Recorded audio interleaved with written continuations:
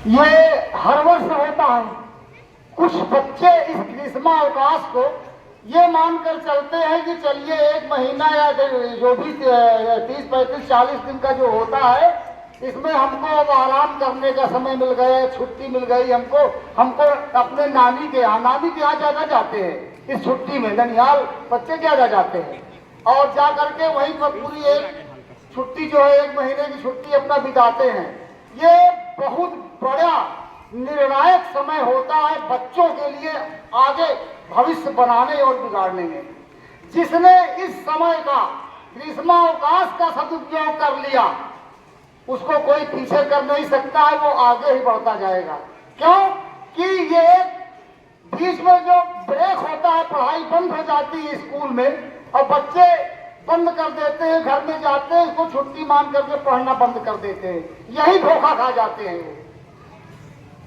ये पढ़ाई में शाश्वत काम चलता रहे, अनवरत लगातार पढ़ाई चलती रहे, ये सबसे बड़ी बात होती है। और इस बीच में लोग बंद कर, इसमें जानते हैं जो बच्चे अभी नए एडमिशन लिए हैं किसी भी कक्षा में, हो सकता है उनके अभी कोर्स पूरा ना लिख पाए ना हो, उनके लिए सुनहरा समय है जाकर के घर में अपना कोर्स पूरा कर लें।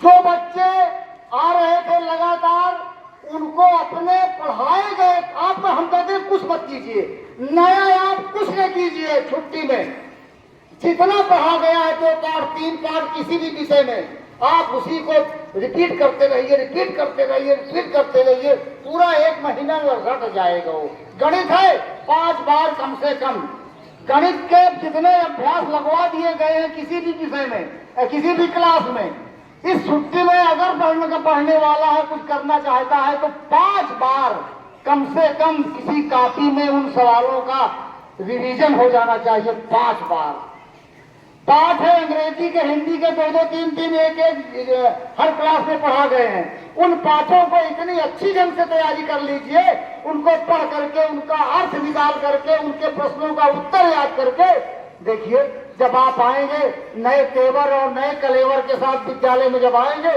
तो आप अपने को एक नए रूप में पाएंगे। बच्चे आपका मुंह ताकते रहेंगे। और जिसने समय को छोड़ दिया, ये ग्रीष्मावकाश को जिसने नकार दिया, उपेक्षित कर दिया, चाहे जितना पढ़ने में तेज इस समय हो, निश्चित रूप से वो पिछड़ जाएगा, आगे वो प्राप्ति नहीं कर पाएगा। ये समय निर्णायक समय है, इसी में आप चाहे तो पीछे हो जाए और चाहे तो आगे हो जाए, ये आपके ऊपर है। इसीलिए बताया जा रहा है एक समय से एक टाइम टेबल बनाइए। हम नहीं कहते हैं कि आप दिन भर किताबों में छपते रहिए।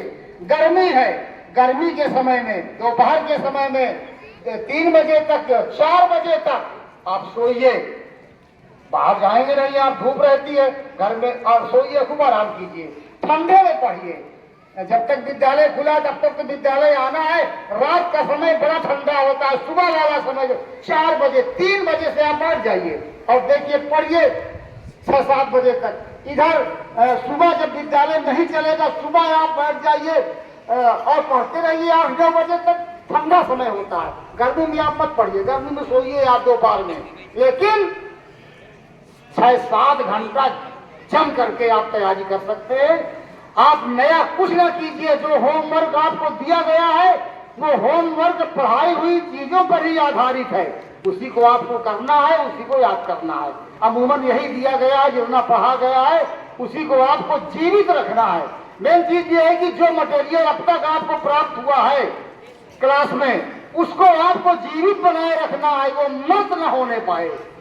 यही सबसे बड़ी बात है हर कक्षा के लिए। कक्षा 1 से लेकर के 2, 3, 4, 5, 6, 7, 8 से 12 तक सबके लिए जो जिस कक्षा में है, वो अपनी कक्षा के अपने पाठ्यक्रम को जीवित रखे। दूसरी बात यह है, अगर आपको पढ़ाई के समय किसी प्रकार की कहीं कोई दिक्कत आ रही है, कोई प्रश्न समझ में नहीं आ रहा है, अपने विषय अध्यापक का फोन नंबर ले लीजिए।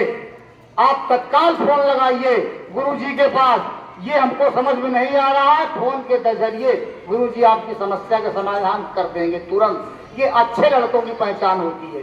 तुरंत आप पूछिए कि यहाँ पर ये क्या होगा। 24 घंटा उपलब्ध रहेंगे आपको, फोन से आप बात कर लीजिए, कहीं कोई दिक्कत आ रही है?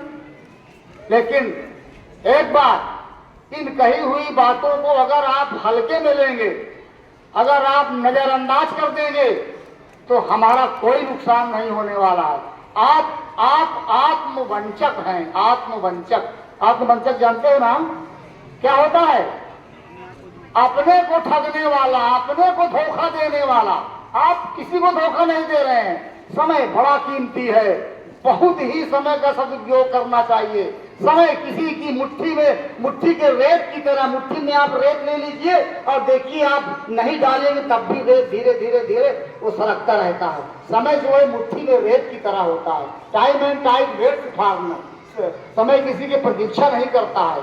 पकड़ो, पकड़ना है तो पकड़ो, नहीं पकड़ रहे हो तो आप अपने को धोखा दे रहे हैं। इसीलिए एक समय, एक टाइम टेबल बना करके आपको पढ़ना है। आपको इस समय का एक एक दिन का सदुपयोग करना है। वैसे जहां तक मुझे मालूम है, संभवतः इस गर्मी की छुट्टी में शायद शादी ब्याह भी नहीं है कि है? नहीं है, कोई निमंत्रण है नहीं। बहुत बढ़िया सोने पर सुहागा है। नहीं कहन के हमारे चाचा की शादी है, मामा के यहाँ जाना है, मौसी के यहाँ जाना है, ये है वो है। अब तो कुछ है ही नहीं है। पढ़ना ही पढ़ना है। बढ़िया अच्छे ढंग से तैयारी करो, प्रसन्न मन से पढ़ो, और जब वहां से आओ तो ऐसा लगे कि हाँ तुमने इस पूरे ग्रीष्मावकाश का सदुपयोग किया है।